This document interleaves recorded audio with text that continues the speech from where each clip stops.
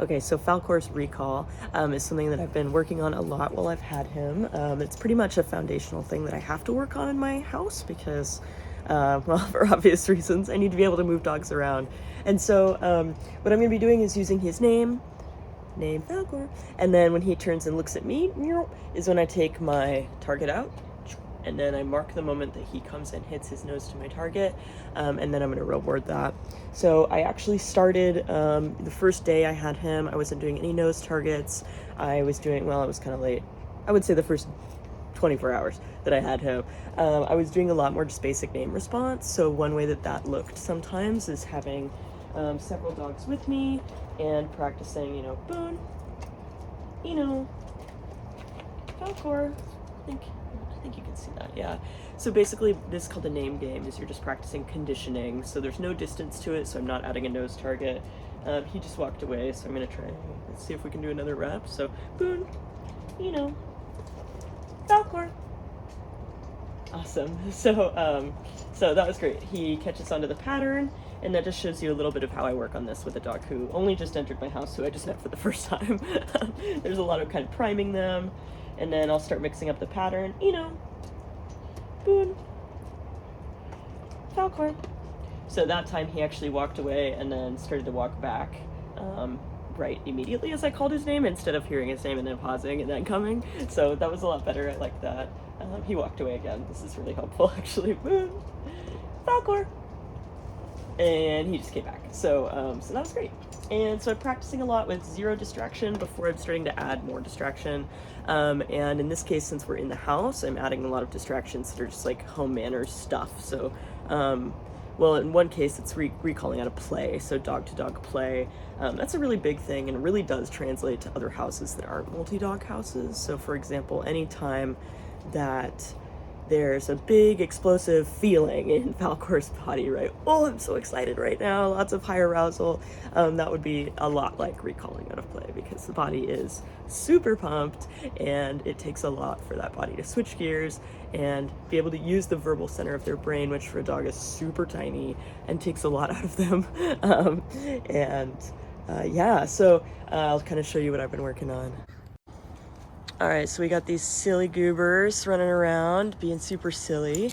Excuse me, sorry. I came down with a cold over the weekend. Okay, so they're wrestling, having a great time. And honestly, I kind of want to recall Falkor away anyway, because not sure if you can tell, but Eno's kind of backing up a little bit, and he's not that interested in this. So that's the time I would call him away anyway. Ready? Falkor! Yay! Good job. Good boy. Very good. So I'm going to give him a couple. Boone gets a couple. Eno gets a couple. Yay, that was great. Good boy. Good job. Down.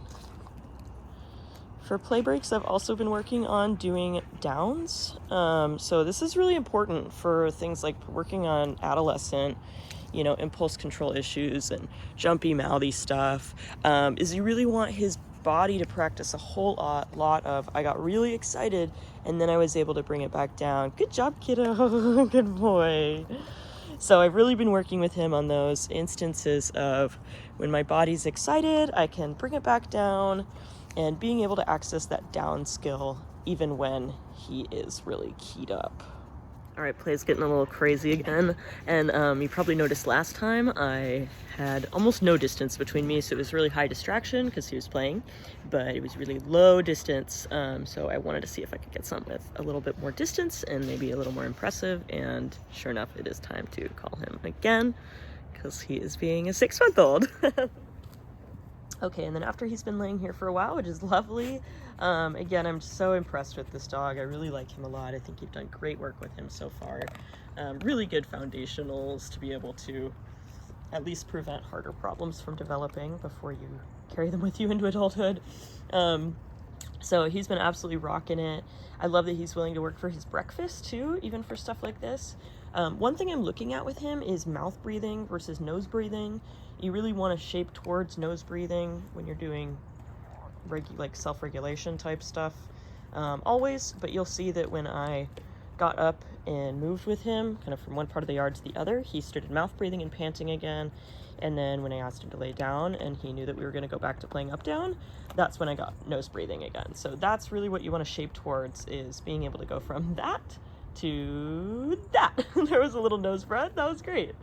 So this is something that was really key to my work with Eno, not that long ago when he was about this age, and has been really helpful for us as we navigate adolescence, is being able to ask him to go from that nose breathing, that high respiratory rate from mouth breathing, high respiratory rate, to nose breathing, which requires their brains and their bodies to be a lot calmer to be able to do it. So you could see he's actually inhaling right now. So I'm actually rewarding him for taking breath. Right there was an inhale. It's a little hard to see. It takes some practice to be able to see dog body language that way, but there's a beautiful inhale. I'll try and get up close to his nostrils because that's really where you can see it on him. There's one. Sorry for the shaky camera work.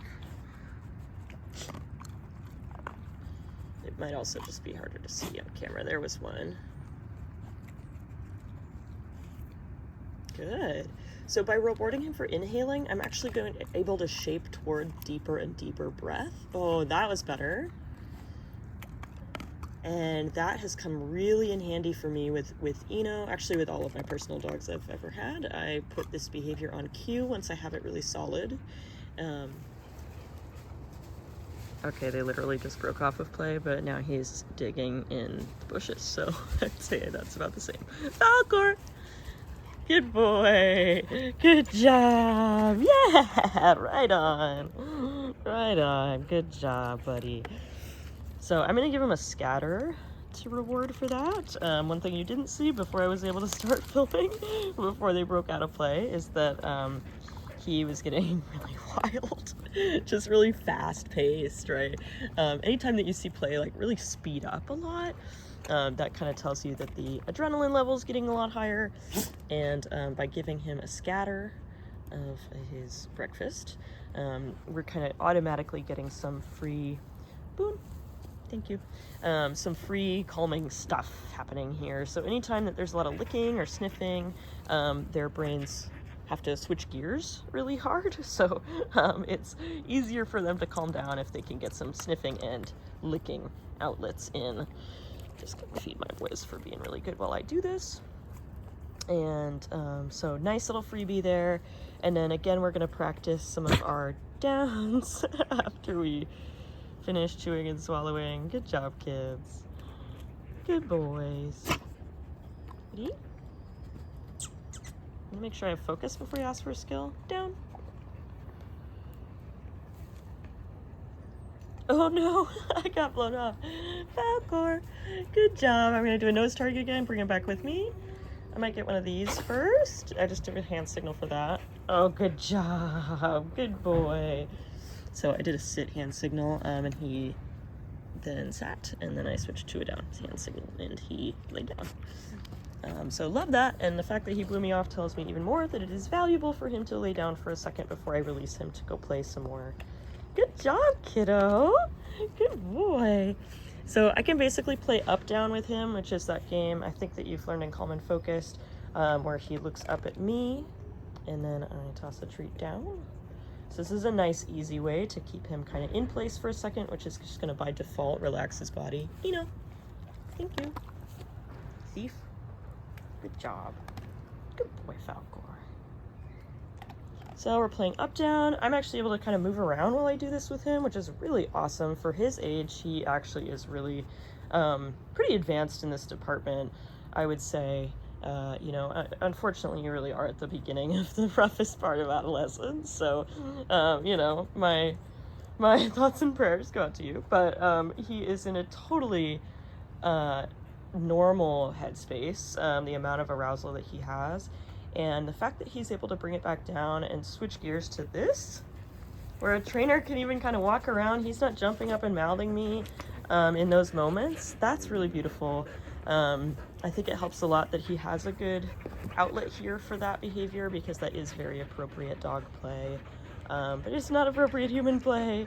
So again, moving around with him and then asking him to lay back down is a great activity also. So just practicing, you know, can you get that body up and moving again? Can you get that heart rate back up and still be able to bring it back down? Sorry, I'm returning him really muddy today. So yeah. And being able to teach them to take a deep breath when they are really excited, or being able to take a deep breath on verbal cue is just so helpful and so powerful for navigating that stuff later on. So, you know, especially since you're a runner, I would say you really want to work with him on being able to manage his arousal level. You know, when you get keyed up, when you're getting more cardio, can you also bring it back down so that you're not mouthing me like crazy? Yeah, so really great thing to work on is taking those deep breaths.